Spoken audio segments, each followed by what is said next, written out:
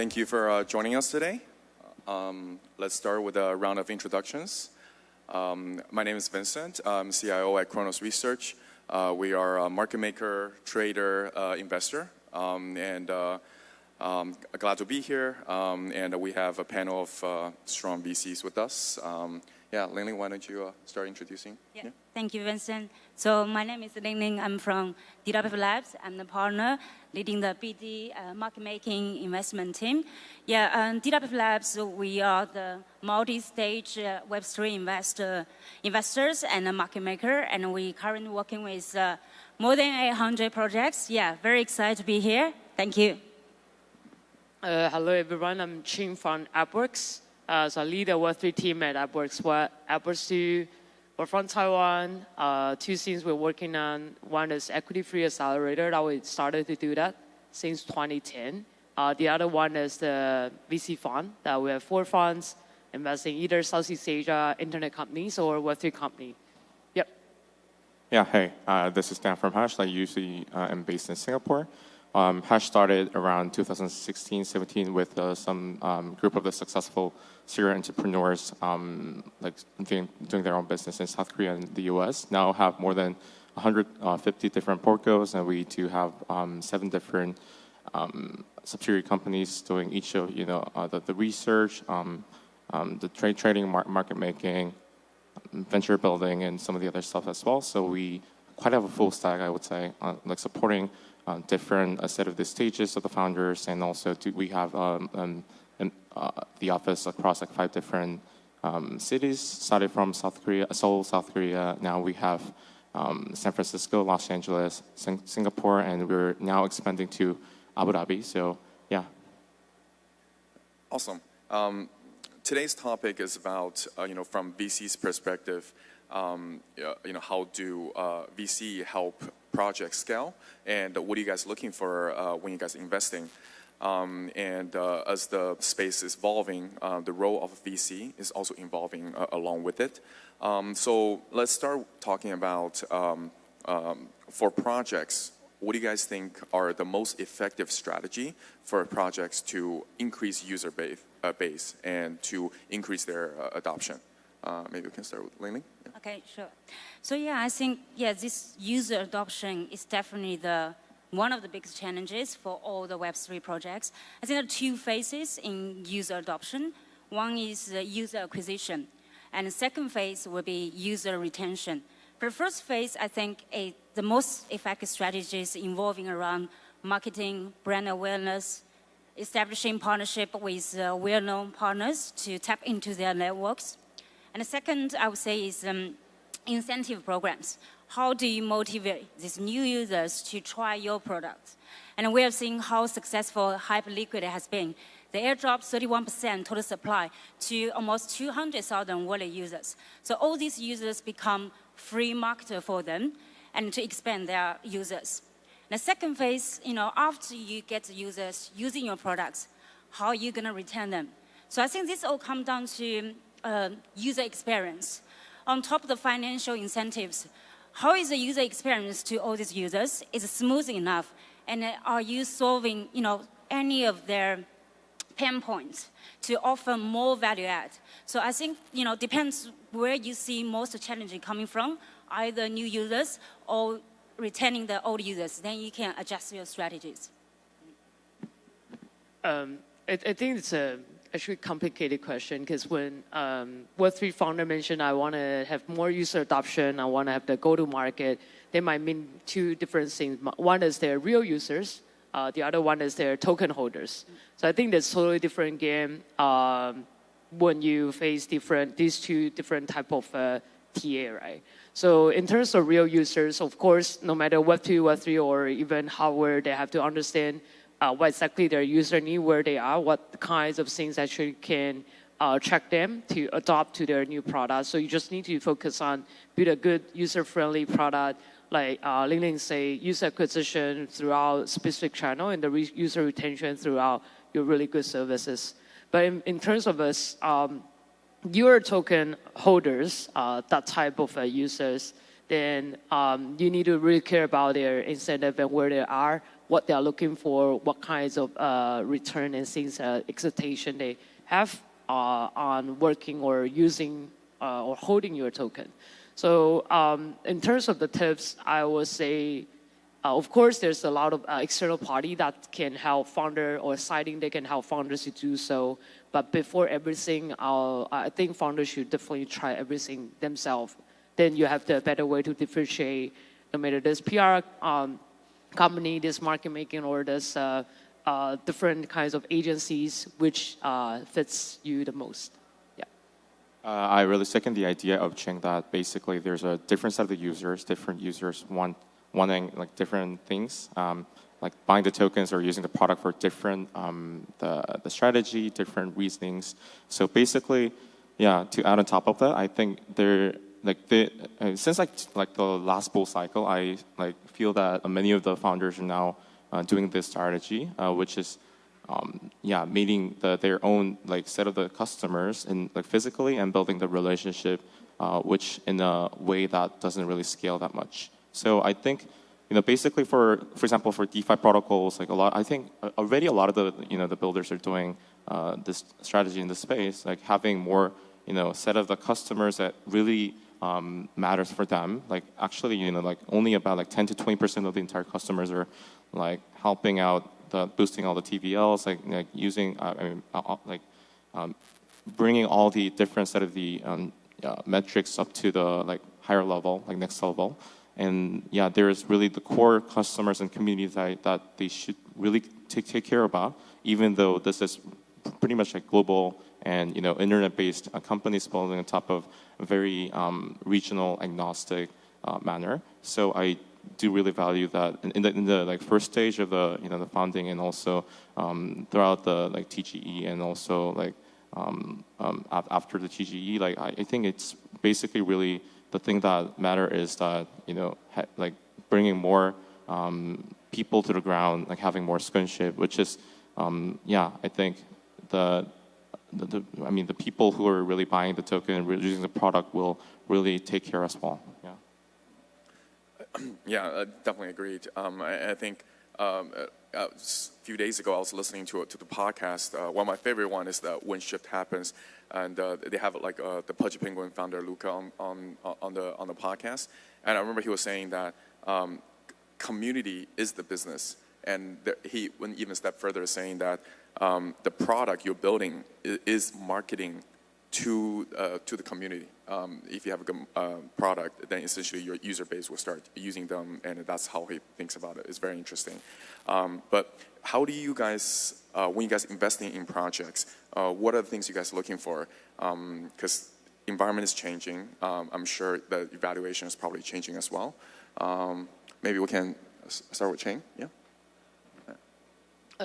No, so we have the Web2 and Web3 investment, right? And the common thing we're looking to is the founder quality, which can mean a lot of things. But briefly, three angles: the motivation, what is actually doing is hard, but most of the people are smart. They are taking the cost of opportunity is actually high. So why make them take such high risk? Well, there's actually one of the alumni of Web2 Society out there. So this guy took a lot of risk, quitting a good job. So motivation of them, why they are doing this, what kind of thing they are trying to achieve, right? And the second part is the ability to deliver, the execution part. That we can tell from their past experience and the few months as we work with them to see their execution ability, whether it's growing faster than the others. The last piece is the strategy, the plan they have, how they think about things. That can also be attitude related to the market, right? So every founder came from different background, but as we met a lot of founders in the past 14 years, we're trying to map out, as a founder, are you growing faster than the others? And this is the best time for us to sort of back you. On more technical side, of course, the product side, valuation side, and their way of go-to-market, we'll also look at that, but we actually see that as a part of the reflection of the founder quality. So overall, all kinds of angle about trying to link back to evaluate this as a team, not just as a short-term project. Yep. For me, Actually, I think, yeah, in hindsight, there's a lot of the projects that have been pivoted for multiple times, not only one time in the market. And that is, I think, quite, yeah, the thing that we can witness like a lot in the market, which is basically because like all the like retails are, there's a really small gap between the retail investors and the institutional investors in the market. And like narrative, it really changes by week, as you might notice. So I don't really think that, you know, like chasing all the narratives, of current narratives should like bring the alpha for such the long-term investors. Like typically with the investment maturity for more than like a year and a half to up to like sometimes like 5 years, including like 3 years of the vesting plus like 2 years of the development even before the vesting. So I think, yeah, for the early stage investment specifically, we like do really much care about the founder and the size of the dream of the founder, like regardless of, you know, yeah, size of the dream, I would say. Yeah, so basically, even though they are like pursuing for like different like, they're pursuing for a particular narrative or particular sector, I usually question them a lot, like why, like what is the rationale behind like choosing that dream? What is what is a like target market size that you were gazing for, and what is a like specific, you know, the entire the metrics that you're backing for such of the market realization you're trying to achieve. And I think even that really the entire framework, the size of the framework, and the entire, you know, how rational. And logical the founder is throughout the entire, you know, the DD phase is basically that turns out to be a very successful investment, regardless of the end goal and like eventually what they're building, like after like 2 to 3 years. So I think that is the most biggest thing. But at the same time, you know, like as a VC, like, I'm not gonna lie that we still have to, you know, manage with very short-term investments, with, you know, pretty much, you know, a very fixed like market. Like gazing for the TGE like upcoming in like a few months from now, then probably I would like go more technical in that side as like something like a barbell strategy, because definitely there's a lot of the risk for VCs to invest in such high valuation, more than like 9 digits, and at the same time, you know, if the project is not really we cannot evaluate the project with the more traditional side of the like framework, what Web2 VCs are doing with the profit, like the EBITDA, and like some of the other more long-lasting, you know, the framework that we can bring from the Web2 space. Then, yeah, probably we should, you know, group them in. Have more of a like bare like base, like bull to even like moon case like framework with. Comparing that with the already existing products and projects out there with the like the token, the prices and everything, and other the on-chain metrics that we can also bring into the table for. So basically, for those projects, still, yeah, there's a lot of possibility that they can also navigate into the different sector, different product even after releasing. And I've been witnessing a couple of projects doing that and. Doing both good and bad after, you know, such pivoting and the market situation like getting different after that. But still, yeah, basically that is the best thing I think we can do as a investor in the market. Just like try to be more articulated, like dividing the project into like different like stages in the phases, and like try to eventually like mostly the target for the ones who are dreaming a lot. So basically that is the reason why we're like now going back to the primary investment with the very early stage, nothing really achieved till now, but still probably will get a chance at the next cycle, or even out of the like crypto, the like existing crypto industry's boundary. Yeah, I think I definitely agree. You know, we actually need to adjust our evaluation strategies when it comes to different products. But definitely team is something, I believe especially the founders are the backbone or the foundation of these products. You know, you can pivot the technology, you can pivot products based on market trend, but you actually cannot change the founders. It's not that easy. So we will look at the founders' experience. Is it relevant? And we will, you know, we have a lot of serial entrepreneurs in crypto. So we'll definitely look at their track record. You know, how did the previous product go, and how did they handle it if it's a failure, right? If there's a rug pull, I think no matter how good the current product is, I probably take a huge discount on this new project.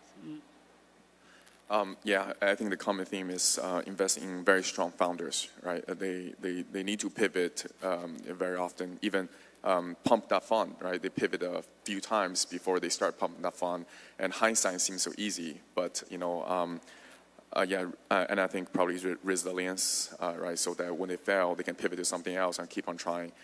Something we also resonate strongly with.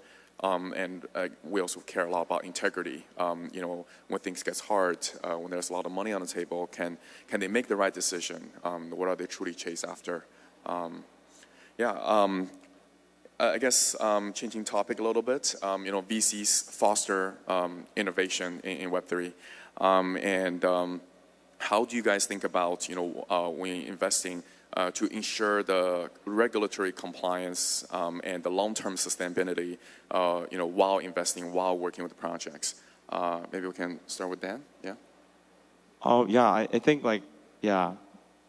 I'm the investment guy within the team, and basically all of us, 7 of us, we thought that it's really impossible, almost impossible to scale the teams with helping them in a diverse manner only with the investment team alone. So that is the reason why we're, as mentioned previously when I started, that's the reason why we're building multiple different subsidiary companies to help out in a diverse ways. For example, the first one we did back in 2021 was one called Unopened, which is a venture builder studio that actually built more than 5 different different consumer-facing projects till now, including the K-pop one, since basically Korea is big for entertainment for sure, and also some of the gaming companies as well.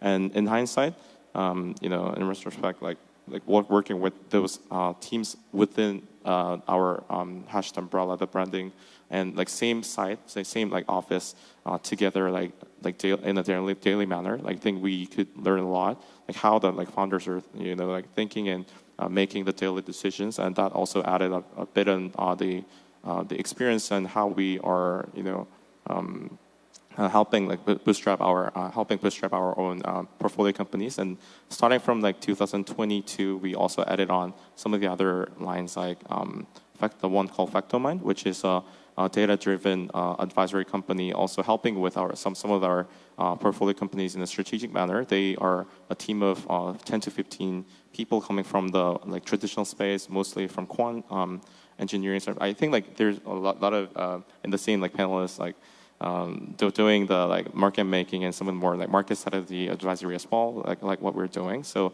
that with that firm, we also expanded to our services into more in a secondary market support advisory matters as well. And then the last one was the one called Look For Research. That is a company with the CEO coming from a very traditional space. It's the institution called FSC, which is a combination of SEC and CFTC in South Korea, and the CEO of Look For Research is currently the guy who was the chairman, the commissioner of FSC. So quite brought a lot of the value add from traditional side, especially from the legislators and the regulators in the space, including all the people CFTC, SEC in the West, and the people behind BICA. So we also have the full picture, not really coming from our investment team though, but still have a lot of the team members helping out to have more diverse, more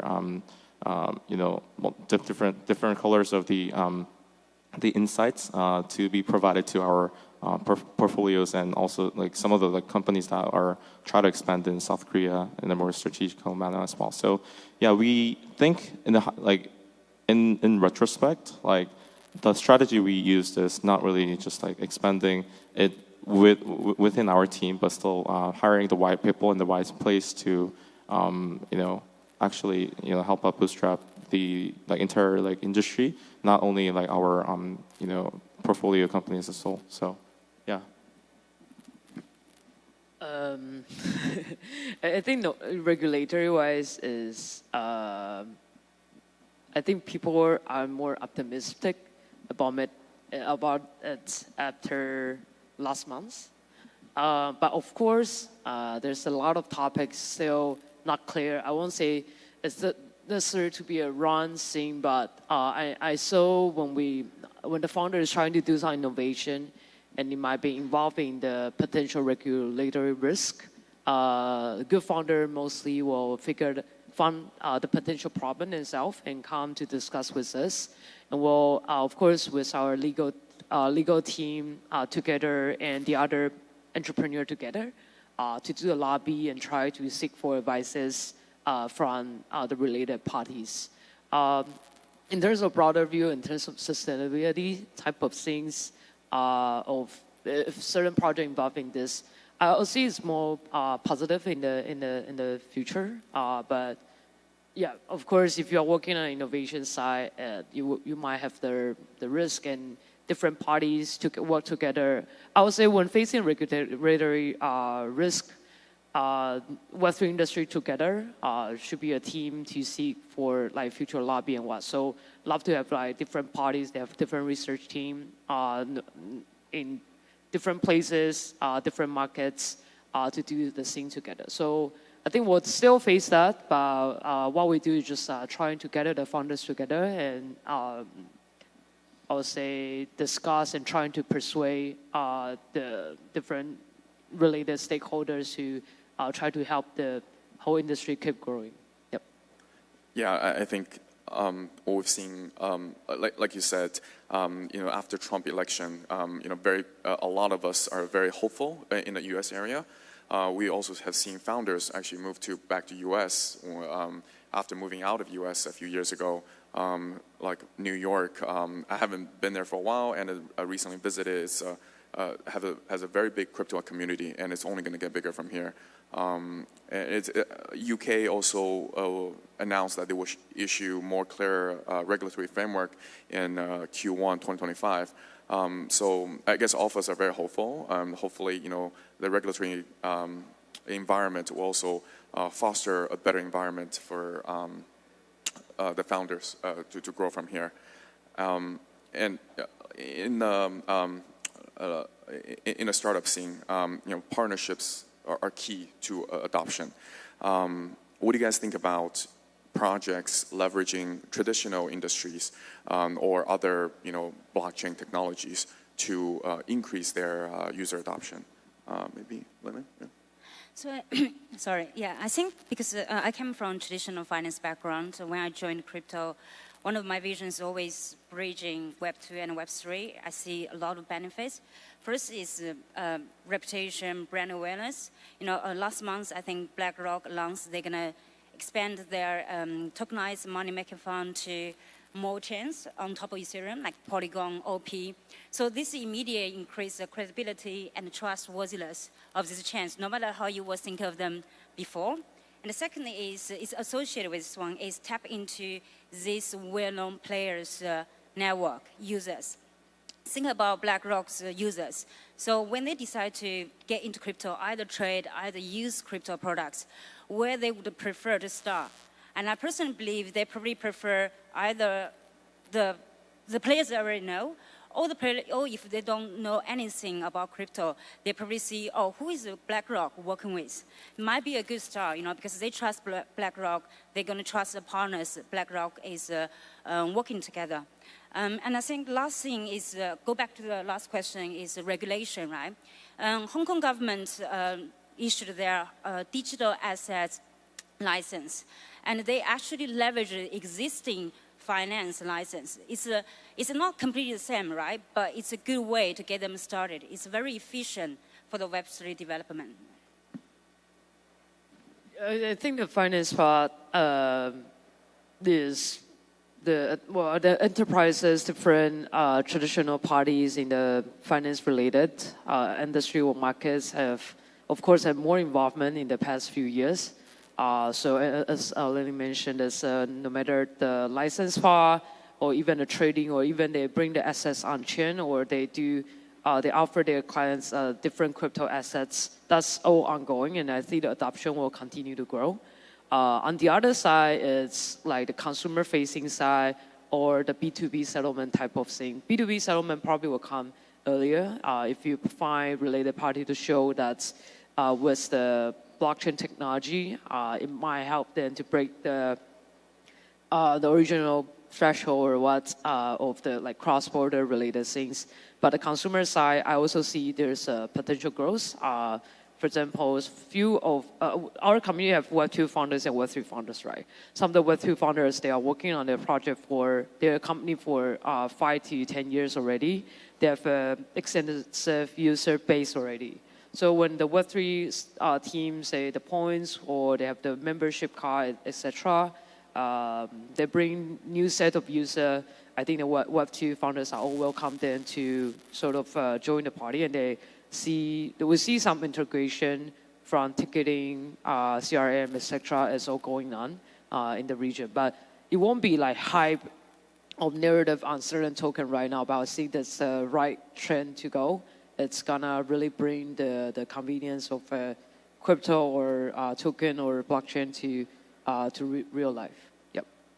For me, like I just want to add as a side note, like there's a lot of the efforts being made to have such partnership with the traditional side, but I think like a lot of times it just ends up with like over allocating, overusing the token without any sense of bringing like very sustainable like strategic, the health coming from those like traditional companies. So basically, I think you really, if you're a founder in this like watching this as an audience, like I definitely think that you really should like take care of that, like the people you're thinking to, pitch to, thinking of pitching to, or actually doing something as a partner coming from more traditional traditional side of the industry, and not really knowing what's really happening in the Web3 space. And if you feel the speed is different, the execution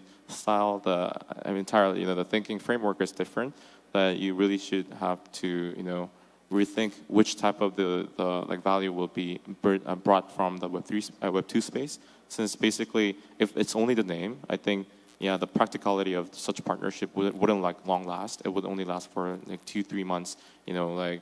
Talking to the people that we're working with this like trusted partner in the Web2 space, but in the long run, like we're not really doing this for like 2-3 months, right? We are try to do something in the more long.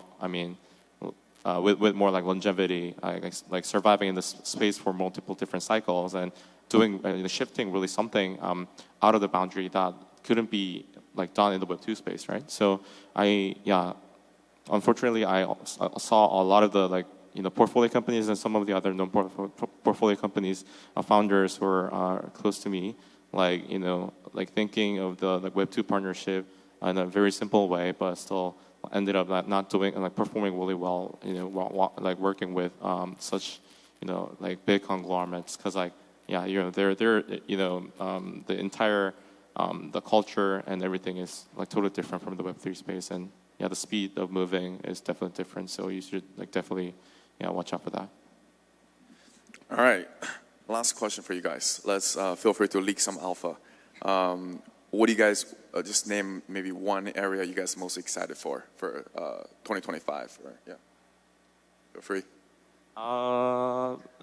2020. I mean, like for 2025, I wouldn't set the timeline, since like I'm really bad at like actually. Tell us what you're buying right now. Tell us which token to buy. I'm just kidding. I'm really bad at that. So like probably you can like just help out. For me, like the one thing that in a more technical side, the one thing I was focusing more on is the confidentiality. Since basically, we have some of the like the portfolios doing the ZKP like TE since like 2019. We invested in Secret Network, Oasis, a few of the others, and I on like ZK Sync type of like ZK EVM as well. But I think like back then, the privacy area was like too much like monolithic. Everything should be controlled in a more more like the encryption should be done in a monolithic way. But still, I think there is a like better way for us to actually work in the same like similar manner with what traditional side of the finance or the products are working. So if I just have to pick a single like technology, then probably it's going to be confidentiality. So yeah. Okay, if the sensor, the technology side is easier.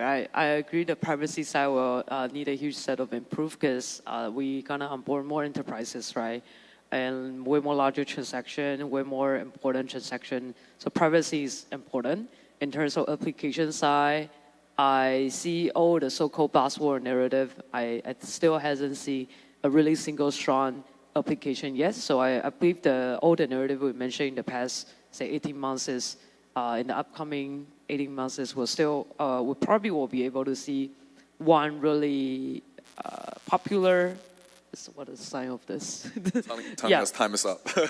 No, I think what people will think, oh, the narrative right now is CP, the narrative right now is AI agent, and then POM-related token, and then they down move on to the next one.